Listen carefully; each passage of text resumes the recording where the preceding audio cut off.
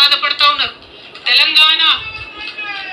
తెలంగాణ జాతిపిత అయినటువంటి కేసీఆర్ గారి మీద నోటీసులు ఇవ్వడం అంటే యావత్తు తెలంగాణ. ఓయమ్మో, మీ అయ్య జాతిపితనా? బాయిలవాడి దుంకిలు వస్తారే ట్యాంక్ మీద పడతానమ్మా. మీ అయ్య జాతిపితగినైతే జాతిపిత జైలంటారమ్మా. మీ అయ్య జాతిపిత కాదు, 24 గంటే ఫామ్ హౌస్ మీద పీత. జాతిపిత ఎక్కడ జాతిపితనమ్మో?